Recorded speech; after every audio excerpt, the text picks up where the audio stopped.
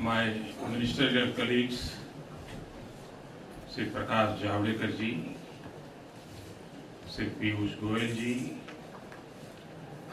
distinguished guests, I am delighted to inaugurate the Indian Pavilion. This is the first day of a historic summit in Paris. We stand here in solidarity with Paris and France and in admiration for the resolve and courage. The entire world, 196 nations, has come together to shape the future of this world and the health of our planet. One can say that Paris to protect planet. This summit is of a great significance to India's future too.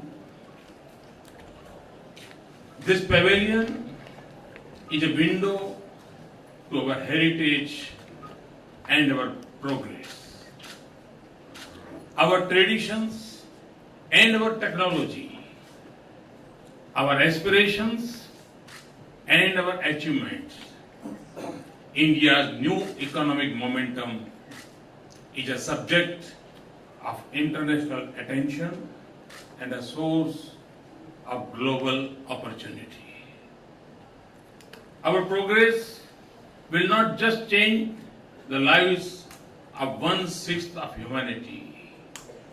It will also mean a more successful and prosperous world. Equally, the choices the world makes here will have an impact on our development. Climate change is a major global challenge, but climate change is not of our making. It is the result of a global warming that came from the prosperity and progress of an industrial age powered by fossil fuel. But we in India face its consequences today. We see it in the risk of our farmers, the changes in weather patterns, and the intensity of natural disasters. We are concerned about the rising oceans that will threaten our 7,500 kilometers of coastline and over 1,300 islands. We worry about the retreat of glaciers that feed our rivers and nurture our civilization. That is why the outcome in Paris is so important. That is why we are here. We want the world to act with urgency. We want a comprehensive, equitable, and durable agreement which must lead us to restore the balance between humanity and nature and between what we have inherited and what we will leave behind. This will mean a partnership in which those who have the luxury of choices and the capability of technology will make adjustment to sharply reduce their carbon emission. The extent of their commitment and the strength of their action must be consistent with the carbon space they occupy. And they must leave enough of what is left of our carbon space to let developing countries grow. They should share resources and technology with those who live between want and hope so that we can meet the universal aspiration for clean energy. It will also mean that the developing world will also try to have a lighter carbon footprint on their growth path. We want the conviction of the world to be matched by efforts to create conditions in which we can succeed. Because our challenge is pressing, our efforts must be urgent. Friends, this will be the subject of negotiations over the next few days. I'm here in the Indian Pavilion to say something else. And I speak not just to the world, but also to our people. India's progress is our destiny and the right of our people. But we are a nation that must also lead in combating climate change. It stems from our obligation to give our people clean air, clean rivers, resilient farms, healthy habitats, and forests rich with life. It comes from our conviction that we must aim not just for higher incomes, but better quality of life. It comes from our commitment to the world. Above all, it arises from our timeless traditions and beliefs. The choices a people make are shaped by their culture and beliefs. In India, nature has always been treated as mother. Since ancient times, we have seen humanity as a part of nature, not superior to it. The divine has manifested in nature's diverse forms. We have always believed that nature does not exist for human race, but that we can't exist without nature. So, nature is meant to provide and nurture, not to exploit. When nature is in equilibrium, our lives and our world will be in balance. This is what we learn from Kshetrapati Sukta in Rigveda. Kshetrasya pate madhu ana ant murmim dhenari payo asmam druksha madhuhu chutam drutmiva suput amrutasya na patayo mulayantu. This means, O Lord of field, with the sweet waves of Mother Nature's blessings, may you milk our fields like the milk of a cow. With the sweetness of Mother Nature's bounty which falls like a clarified butter, may you shed our grace on us. This is why Atharva Veda calls it a bounden duty that we must protect the earth so that life can be sustained. This is what we see in Gandhiji's life and his advice that the world has enough to everyone's need, but not for anyone's greed.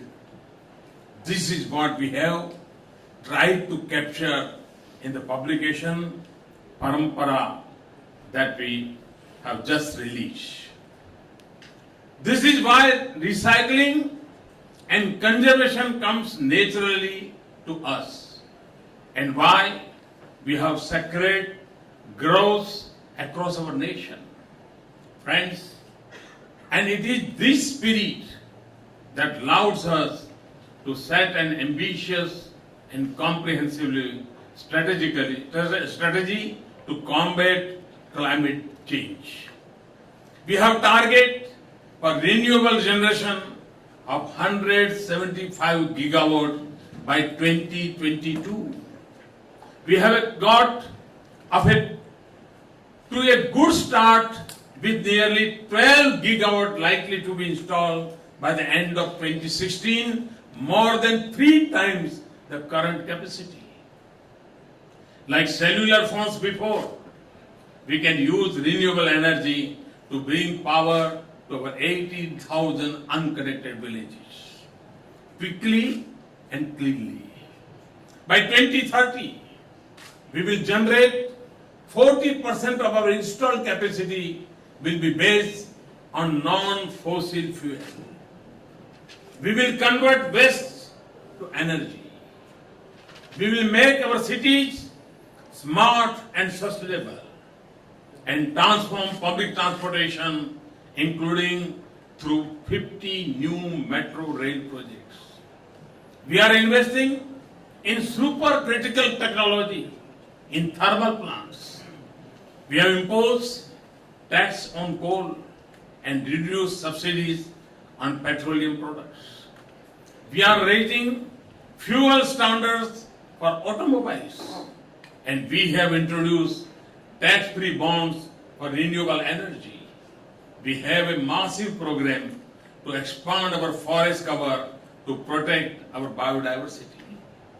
In the past few months, millions of households have switched to LED bulbs, and we have plans to replace diesel by fuel cells to power the thousands of our telecom towers. Our vision of India is a global manufacturing hub, rests on the simple principle of a zero defect, zero effect production that is perfect and leaves no footprint on environment. Our mission of more crop per drop will not only improve the lives of farmers, but will also reduce the pressure on a scarce resources. And research and innovation in clean energy is a high priority.